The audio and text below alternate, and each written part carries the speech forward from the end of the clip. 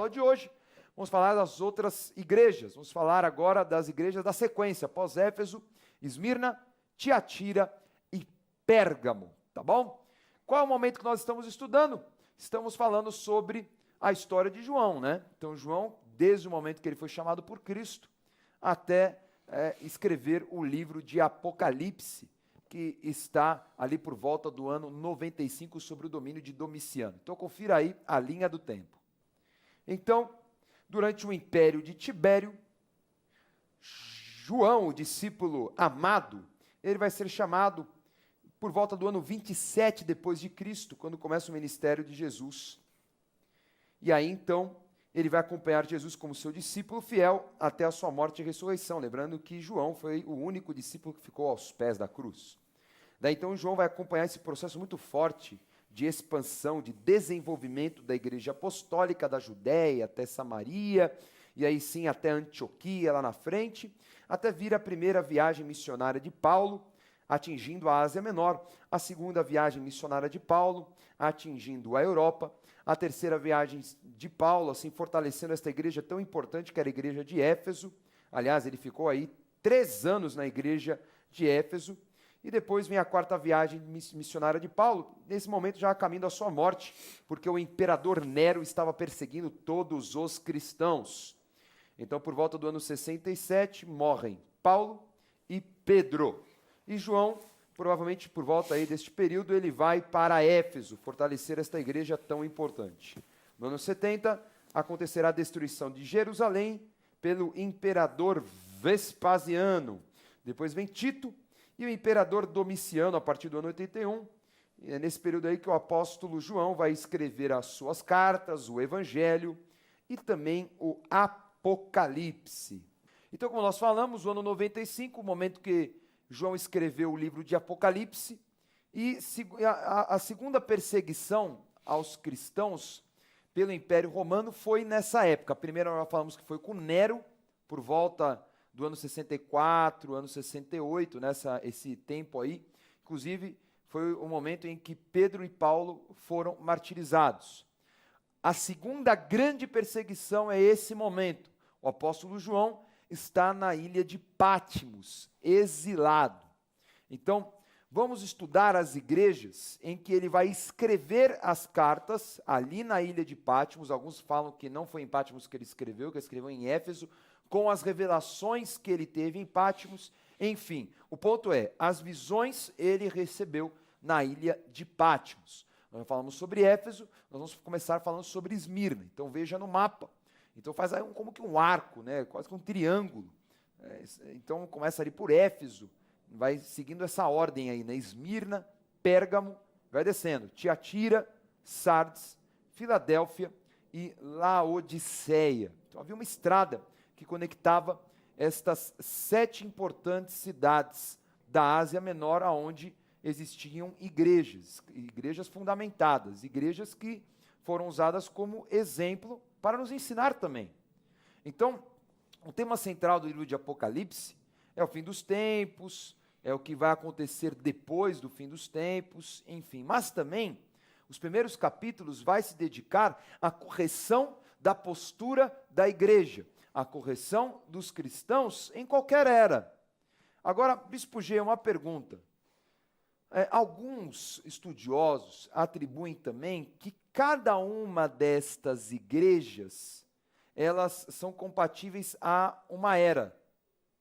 Então, por exemplo, Éfeso é a igreja dos primeiros séculos, depois vem a igreja de Esmirna, que era dos mártires, que é perseguida, tralalá. Estou dando como exemplo, né? Depois vem a igreja de Pérgamo, que vai se perdendo com a doutrina de Balaão, enfim. Tem muitas pessoas que acreditam nisso, né, que representam eras, porque Laodiceia, que tem aquela carinha de morno, que não, né, e não é, que ninguém sabe, né, meio sem expressão espiritual, completamente na carne, seria a igreja do fim dos tempos. Enfim, será que pode ser feita essa análise? Eu acho que não, Dani. Por quê? Eu, assim, acompanhando a maneira que alguns estudiosos colocam isso, até algumas dessas igrejas poderiam encaixar. Mas a forma e a maneira que eles colocam, ela é muito estranha, porque tem igrejas que duram 50 anos, a outra dura 4 séculos. Quer dizer, é um pouco forçada a situação para que haja esse encaixe. Então, eu atribuo que não. Outros também dizem que são correspondentes às igrejas que acontecem em determinados períodos, 7 igrejas, dessa forma. Até seria, porque a gente percebe que as igrejas, no contexto geral, né, como, vamos dizer, instituição, elas têm as suas características boas e os seus defeitos. Então, eu acho que ela seria mais generalizada do que propriamente fases, eras ou igrejas, né, instituições. Vamos falar de Esmirna, então? Vamos ver o capítulo 2, versículo 8. Ao anjo da igreja em Esmirna escreve: Estas coisas diz o primeiro e o último que esteve morto e tornou a viver. Conheço a tua tribulação, a tua pobreza, mas tu és rico. E a blasfêmia dos que a si mesmos se declaram judeus e não são, sendo antes da sinagoga de Satanás. Não temas as coisas que tens de sofrer. Eis que o diabo está para lançar em prisão alguns dentre vós, para ser dispostos à prova, e tereis tribulação de 10 dias. Ser fiel até a morte, e dar-te-ei a coroa da vida. Quem tem ouvidos, ouça o que o Espírito diz às igrejas. O vencedor de nenhum modo sofrerá o dano da segunda morte. Bom, a gente vê aí que a igreja de Esmirna é uma igreja aparentemente sem defeitos. E vai mais atribuir elogios e vai também motivar, incentivar a igreja a suportar perseguições. Antes de nós tratarmos palavra por palavra, vamos conhecer a cidade de Esmirna. Hoje chamada de Izmir, na Turquia, Esmirna era um importante porto da Ásia Menor e era famosa por ser a cidade natal de Homero, o autor grego da Ilíada e a Odisseia. Ali havia um templo dedicado ao imperador Tibério, em troca de favores políticos. Policarpo, um dos discípulos do apóstolo João, era bispo de Esmirna e foi martirizado no ano 155. Então, Esmirna também era uma igreja conhecida, como nós vimos aí, Bispo G, porque Policarpo era um dos discípulos de João, né, um dos alunos de João, e ele era conhecido como bispo de Esmirna. Existem registros mesmo, históricos, e ele morreu martirizado. É muito interessante, Bispo G, porque é uma igreja que vai sofrer muito esta questão da perseguição, pessoas que vão morrer mesmo ali naquela região. Mas é uma perseguição também, não só do próprio Império Romano, enfim, de tudo que está acontecendo, mas nós temos ainda a perseguição de judeus, de pessoas de outras doutrinas e coisas antigas que ainda permaneciam e que eles estavam ali firmes e inabaláveis, resistindo a esse tipo de perseguição. Então já o primeiro elogio é o quê? Que era uma igreja que suportava a perseguição dos próprios judeus, que ele trata até como sinagoga de Satanás. Por que esse termo? Porque é forte, né? A sinagoga de Satanás, sinagoga que era um prédio de característica judaica. Lembrando que sinagoga, que surgiu ali durante o silêncio profético, era o lugar onde os judeus se reuniam nas comunidades em todo o mundo, porque os judeus estavam espalhados, para meditar na palavra, para preservar a cultura e as tradições judaicas. Mas ele fala que é a sinagoga de Satanás. O que significa isso? Então, ele fala porque não só a perseguição que já havia pelo Império Romano, que também pegava e estendia aos judeus, os próprios judeus ainda continuavam perseguindo os cristãos. Tanto aqui fala que assim mesmo se chamam judeus e não são. Quer dizer, eles eram judeus em termos do conceito de origem, mas não tinham as obras dos judeus, né? Então, ainda havia essa pressão de judeus ainda sobre os cristãos, aproveitando, inclusive, a perseguição que houve aos cristãos. Então, vejam, eles se associaram aos romanos. Por isso que é chamado sinagoga de Satanás, porque o termo sinagoga de Satanás fala do próprio diabo em si, sendo quem? Um acusador, um maligno e assim por diante, né? Mostrando esse lado que, infelizmente, eles estavam se associando os próprios judeus. O que aconteceu 65 anos antes com o próprio Cristo. Não é? A união ali clara entre os judeus e os romanos. Imagina, o judeu detestava romano, de repente agora é amigo de romano. E Jesus os chama de filhos do diabo, né? João 8,44. Exato. Eu pulei um pouquinho a ordem, né? Comecei do segundo tópico, vamos voltar para o primeiro. Jesus ele se apresenta como o Cristo eterno, aquele que tornou a viver. Então, ele fala, ele morreu, mas tornou a viver. Será que não é uma cutucada, Bispo G, a modinha dos mártires disso aí? Não tenha dúvida que é, porque aqui era um dos locais de muita perseguição. E como nós vemos aqui, você citou o caso do bispo ter sido martirizado, obviamente outros também foram. E aí começa um lado meio doentio, né, deformado da igreja, de alguns querem se entregar à morte para estarem bem colocados, porque o próprio livro de Apocalipse vai falar de um local especial para aqueles que são os mártires. Aqueles que morreram por Cristo, né? Mas aqueles que morreram por Cristo, na contingência de que foram perseguidos, tinham fruto, tinham vida no altar e por isso foram mortos. Não são aqueles que se entregam para a morte, porque já começa, nesse período, esse processo das pessoas se entregarem à morte. Agora, ele vai incentivar Esmirna, o anjo vai falar o quê? Suporte as perseguições e também alguns ficarão em prisões. Ele fala de 10 dias. Não sabe se é literalmente 10 dias, não sabe se são eras, não sabe se são tempos, enfim. Tem estudioso que fala que está ligado a 10 grandes perseguições imperiais, que realmente aconteceram 10 grandes perseguições ao longo do Império Romano contra cristãos. Será isso possível? Eu acho que não, porque aí também eles forçam um pouco, porque já teria que entrar Nero, e aqui Nero já não está mais nessa palavra profética. Então eu acho um pouco forçado você usar 10 dias, porque se fosse para usar esse termo, o apóstolo João ele usaria chifres, ele usaria outros termos que são ligados para domínio. Que Daniel também tem. E Daniel exemplo, também tem. Ligado a Roma. Ele fala da besta, que é o Império Romano, Isso. que aquele animal feroz da quarta visão tinha 10 chifres. 10 chifres, coloca 10 reis, coroas. Os símbolos são totalmente diferentes. Aqui é o prazo, quer dizer, ainda que seja um prazo, não é um prazo estabelecido. Então, porque às vezes a pessoa fala, puxa, mas olha, estou passando por luta, já faz tanto tempo. Então, não é definido um prazo, mas ainda que seja um prazo, porque 10 dias é um prazo nem tão longo e nem tão pouco. Mas o termo aqui, tribulação, a palavra prisilis, é uma palavra de opressão.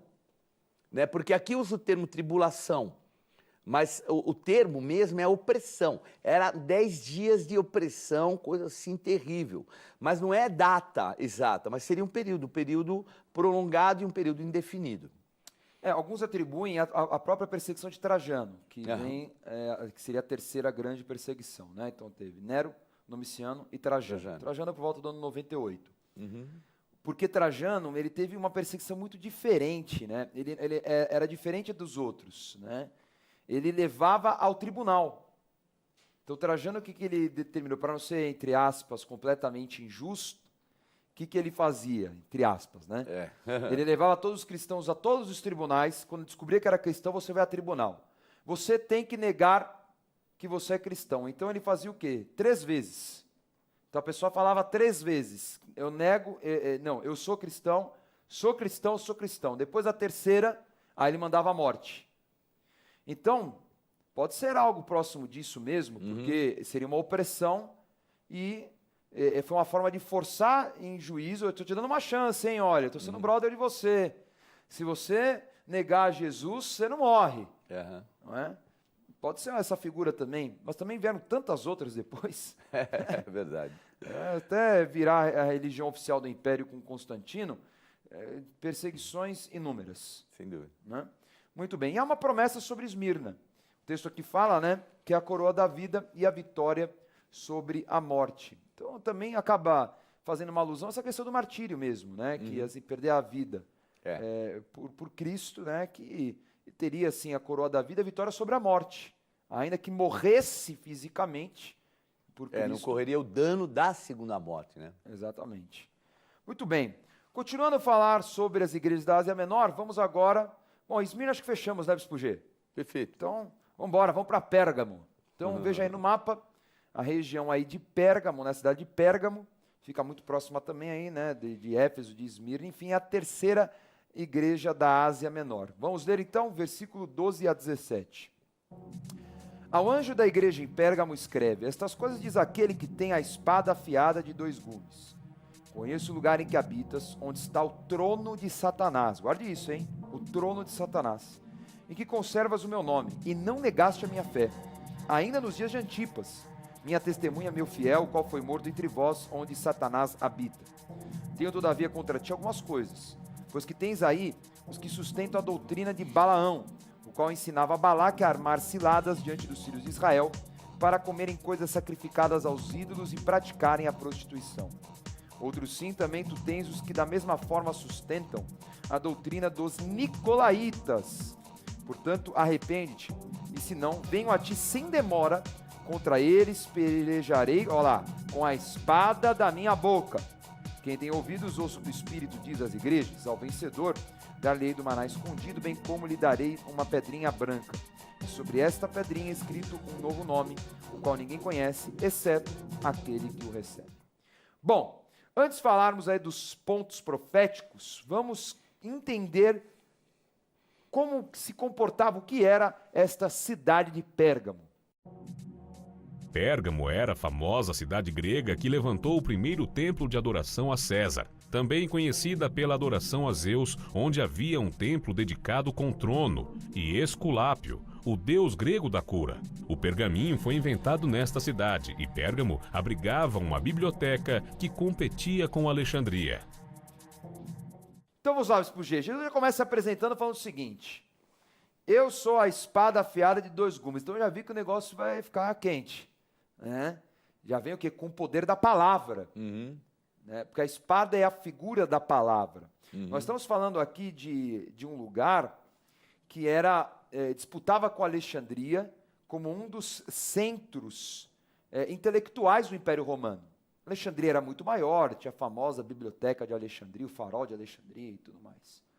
Mas o que acontecia? Os egípcios, eles detinham também muito conhecimento, porque eles detinham a importação de papiro, que era a forma como eram escritos, né? De repente, nessa cidade de Pérgamo, surge o tal do pergaminho, que é o quê? De pele de animal, ressecada. Então, meio que essa invenção vai, né, acabar com o cartel ali intelectual, né, das bibliotecas, enfim, que tinha em Alexandria. Até por ser mais duradouro, né? Exato. Então, em Pérgamo, vai surgir uma grande biblioteca. Então, é um lugar, já começa por aí, um lugar com uma concentração de muita razão, de muita filosofia, de muito intelecto, coisas que já anulam naturalmente a fé. Então ele começa elogiando, falando, olha, vocês são fiéis, mesmo com o martírio de uma figura, nós vemos aí que Antipas foi morto numa região, num local que seria o tal de trono de Satanás. Nós vamos compreender o que é esse trono. Quer dizer, aqui já vimos um pouquinho, ali é lugar de adoração a Zeus, a adoração a Esculápio, nós vamos dar mais detalhes sobre isso. Agora, uma coisa que é interessantíssima, né? Ali havia um templo dedicado a César. Foi o primeiro lugar que tinha um templo dedicado à adoração a César, a figura humana. Então, ali, é claro, eles faziam esse tipo de prática para ter agrado, né? Ter o favor dos imperadores. Nós vemos, por exemplo, né, Herodes fazendo isso em Cesareia. Fez uma cidade chamada César, quer dizer. Mas havia um templo, já é diferente o negócio. Nós estamos falando de uma deificação. Estamos falando de uma figura humana que ali estava se tornando Deus, ou seja, realmente o trono de um principado, onde estava ali um memorial para o domínio romano. Então já pode ser assim, podemos dizer que essa já é uma figura que talvez se associe a tal do trono de Satanás. Sem dúvida. Né? Mas ali também a adoração a Zeus, que seria o maioral durante o domínio grego. Então, mas você vê aí a coincidência dos dois, né? Porque, de qualquer forma, seria o trono principal, né? E a transferência do principado, vamos dizer, o que havia por Zeus está agora colocado sobre, vamos dizer, o próprio César. Agora, a crítica, Bispo G. Agora vem a bomba. Ele fala o quê? Que ele tem contra a igreja de Pérgamo tolerar, né, permitir, na verdade, a doutrina de Balaão e dos Nicolaítas.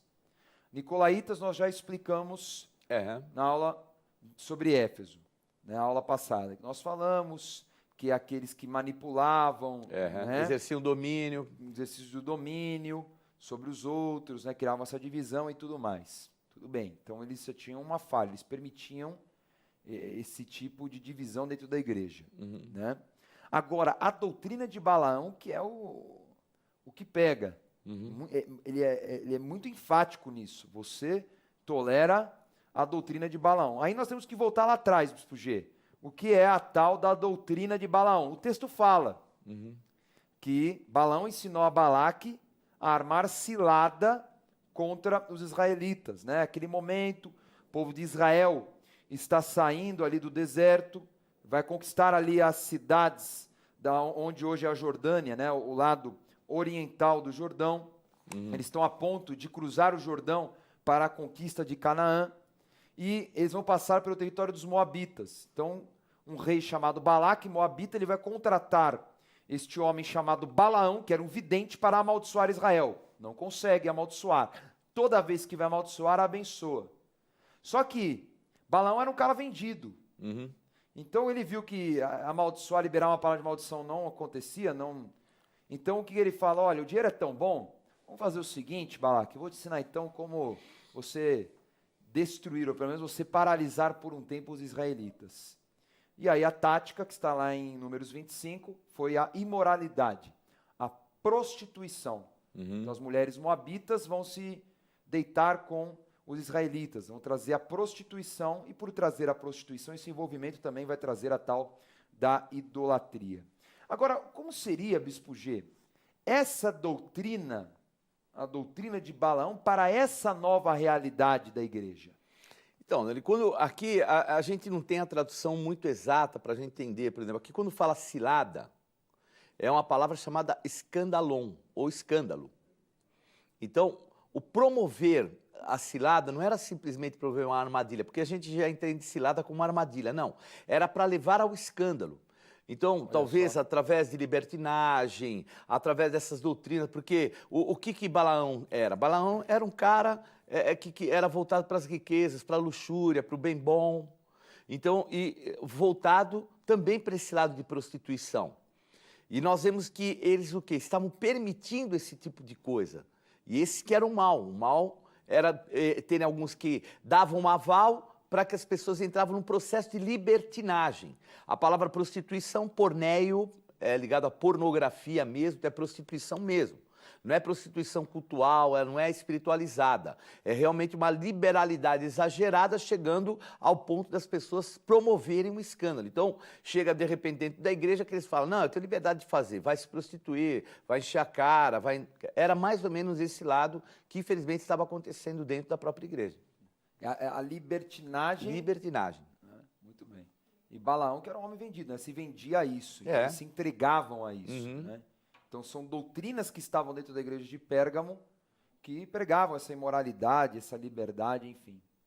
Uma coisa que é interessante, Bispo G, é como a figura de Balaão é uma figura que ela tem uma ligação muito forte, né? Com, enfim, né, esse momento de números do povo de Israel, ela é ligada muito forte a Pérgamo, porque Pérgamo era o principal centro de adoração ao Esculápio, ou Asclépio, né? Que era o deus da cura, né, da medicina, enfim. E o símbolo da medicina, que até hoje é o tal do Esculápio, né, era um pedaço de pau com serpente.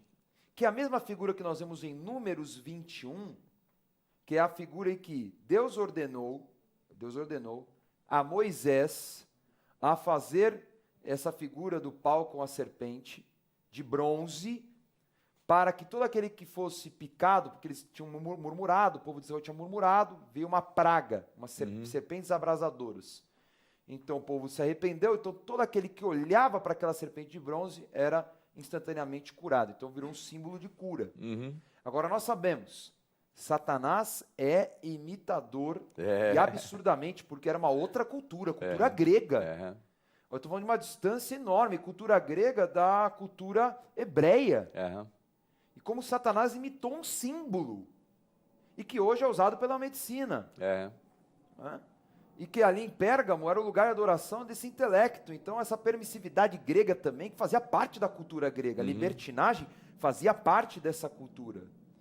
Então, é uma loucura. E se a gente perceber, Dani, houve um momento, né, que aquela serpente ela se tornou de veneração também, né? Neustã, o povo de Israel, né, adorava Neustã, que era nada mais do que a serpente que Moisés mandou erguer lá no deserto. Né? E me veio a uma memória algo impressionante, né? Quando Jesus vai curar no tanque de Betesda, ele vem quebrar exatamente esse domínio idólatra. Porque os 2 últimos séculos antes de Jesus, a região de Betesda, por ter esse fenômeno do anjo que curava, passou a ser um reduto de idolatria grega. Os gregos colocaram ali o culto a Asclépio em Betesda. Olha. Então Jesus vem ali para quebrar, falar assim, acabou agora o momento do anjo, agora vem o Salvador, vem trazer a cura definitiva. Então são coisas que elas são secretas, você vai encontrando esses pontos, mas você vê esse domínio em Pérgamo, né? Esse domínio quebrado, ou pelo menos denunciado por esse anjo. Qual é a correção? O arrependimento para evitar destruição. Então ele fala, vai vir destruição. Ele fala, vocês devem se arrepender para não serem, né, punidos pela palavra, pela espada, porque é a palavra que julga. Né? E a promessa para Pérgamo é uma pedrinha branca e o maná escondido. Nós vemos aqui, Bispo Gil, uma referência de uma identidade, né? Porque cada um vai receber uma pedrinha branca com um nome que só você tem. Isso significa o quê? Que todos nós teremos o quê? Na vida eterna, uma identidade própria. Isso. E uma nova identidade, né? Exato. Então isso é muito interessante, porque a gente vai ter... E a gente vê o carinho, né? Uma pedrinha branca, algo delicado, né? Vindo de Jesus, para que a gente entenda aquilo que ele tem preparado para o futuro. E nós vamos falar agora sobre Tiatira.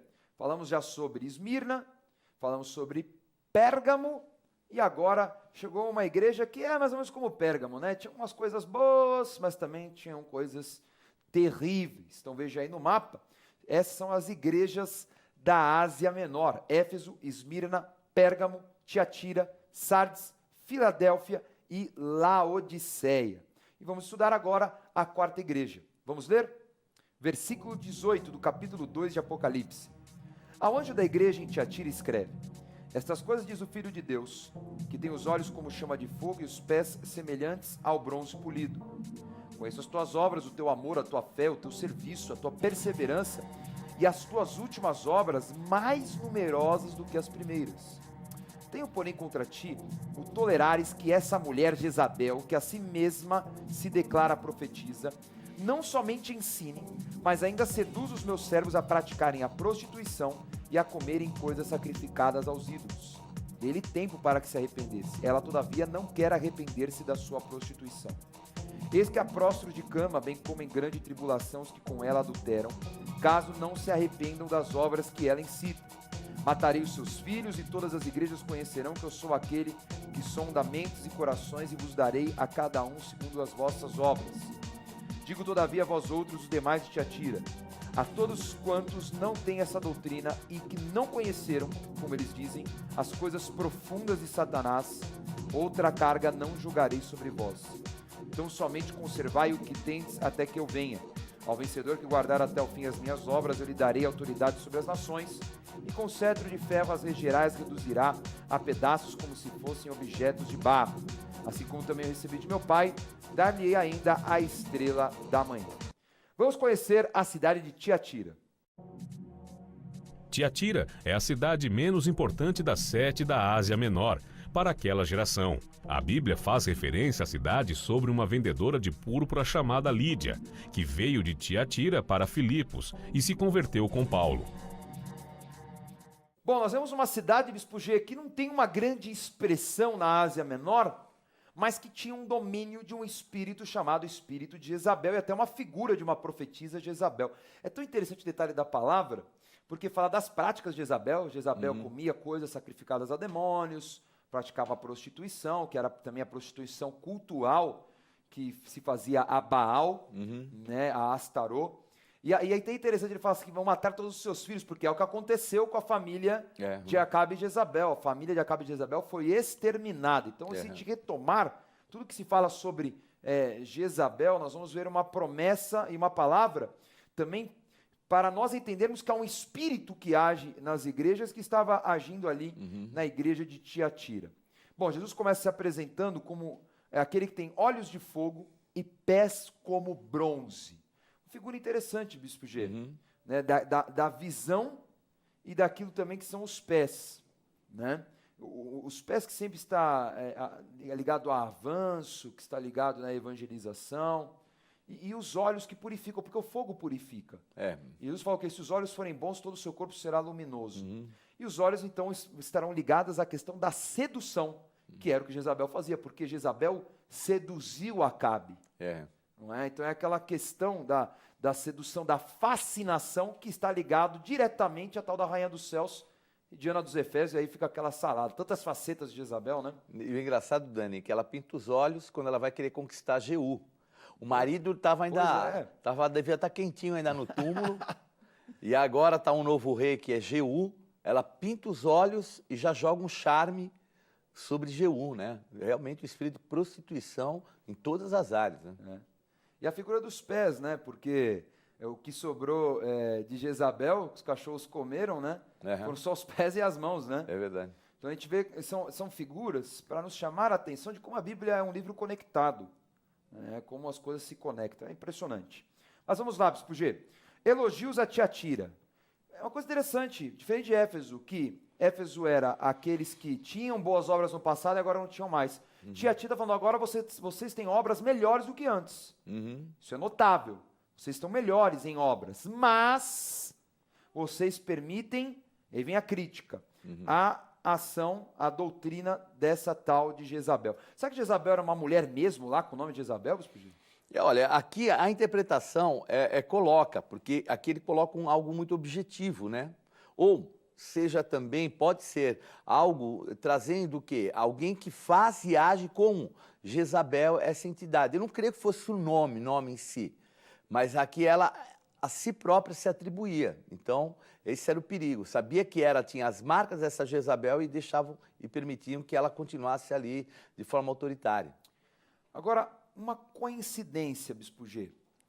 Quando Paulo ele evangeliza em Filipos, em Atos 16, ele vai converter uma mulher chamada Lídia, que era vendedora de púrpura e que vinha da cidade de Tiatira. Perfeito? A púrpura era dominada tecnicamente pelos fenícios. E nós sabemos que a origem de Jezabel era fenícia. Não é? Então, há alguma relação, talvez, com a púrpura, pelo fato, talvez essa cidade tivesse alguma técnica, alguma coisa, porque é interessante isso, né? Essa referência de uma mulher que vendia púrpura, e nós sabemos que a púrpura tem origem fenícia, e Jezabel tinha origem fenícia. A Tiatira não era um centro muito desenvolvido, mas alguma ligação deveria ter por causa do comércio, porque, de alguma forma, o comércio deveria passar por ali. Ou ela, que morava naquela região, tinha algum tipo de ponte, porque não tinha, assim, esse padrão estabelecido na cidade. E a gente percebe que ela vai depois mais para a região da Grécia, né, se estabelecer ali, continuando esse tipo de comércio. Mas se for colocar a forma de trabalho, de manuseio, de tintura, não era o local. Tiatira não era o local. Com certeza não era. Não, vamos dizer, o beneficiamento não era o lugar ali de maneira alguma. A maldição que vem sobre os prostitutos era uma enfermidade mortal. É interessante, né, como as pessoas se prostituem, elas ficam enfermas, tanto na alma como também fisicamente. Fisicamente, As pessoas se entregando ao sexo, a tanta loucura, e o corpo padecendo. Porque você está diretamente... Porque Paulo fala que o pecado da prostituição é diretamente contra o corpo. Não é? 1 Coríntios 6. Então, qual é a alerta? O conselho que dá a Tiatira, olha, quem não está na onda da Jezabel, você fique firme e fuja da prostituição. Não é? Agora, é interessante a promessa que ele dá a Tiatira, que ele fala, autoridade sobre as nações, com cetro de ferro. Ou seja, é curioso como ele fala de autoridade sobre todos, sendo a cidade com menos importância das 7. Era menor, a menos expressiva, e recebe essa autoridade. Então, eu acho que até uma marca, Dani, para a gente refletir, né? Porque a ideia nossa, muitas vezes, de autoridade e de posicionamento é baseada naquilo que é a condição humana. E o Senhor não tem a preocupação da condição de humana, porque a autoridade que Ele nos delega, ela é espiritual. Ela não pode ficar pertinente a um contexto histórico. Vamos dizer, hoje, a Igreja do Brasil é uma igreja que tem crescido, tem sido referencial para o mundo inteiro, inclusive para os Estados Unidos. É difícil nós entendermos, é um país, entre aspas, de terceiro mundo. Pois é. E tem também a questão da estrela da manhã, né? Que é uma figura também do próprio Cristo, não seria? Então, aí é que está, Dani, porque quando se fala da estrela da manhã, nós vemos no Antigo Testamento, quando se fala isso em Isaías, no capítulo 14, sobre a estrela da manhã, que era Lúcifer. Então, como eu vi, inclusive, o original é o onósforo, que é realmente reluzente. É o anjo de luz, é o anjo reluzente, Lúcifer, que é a forma tratada, conhecida. Então, a condição que era dele foi perdida. Jesus Cristo assumiu a condição dele, da liderança, do lugar e assim por diante. A posição que Satanás queria e que tinha sobre esse mundo. Quando Jesus vence, ele agora se torna a estrela da manhã. Então, tem todo um lado de primazia, de prioridade. A estrela da manhã é o planeta Vênus, é a estrela que desponta primeiro. Então, ela é a única estrela que, quando amanhece, ela ainda está brilhando. Porque não é uma estrela, é um planeta. E a gente percebe esse lado, um lado da manutenção do brilho. E que nada mais é hoje. Saiu de Satanás e Lúcifer, que detém esse poder sobre o mundo, e hoje está sobre Jesus Cristo. Que ocupa o trono que o próprio Satanás desejou. Que inclusive, lá é colocado dessa forma, né? Pois é. Muito bem, então aí, ó, a igreja de Tiatira resolvida. Vamos à revisão da aula de hoje. Na aula de hoje, estudamos mais 3 cartas de Apocalipse para igrejas da Ásia Menor. Esmirna, a igreja firme que precisava suportar as terríveis perseguições. Pérgamo, a igreja que precisava vencer as falsas doutrinas e as imoralidades do paganismo, influenciado pela cultura local que abrigava um dos centros intelectuais mais importantes do Império Romano. Tiatira, igreja que precisava vencer a doutrina imoral de Jezabel. Tome nota da agenda do programa Escola de Profetas. Não perca a oportunidade de se aperfeiçoar mais no conhecimento da Palavra de Deus e desenvolver seu ministério. Participe dos cursos do Centro de Estudos Apostólico. Para mais informações, acesse ceaapostólico.com.br ou entre em contato pelo telefone 11 3203 0641.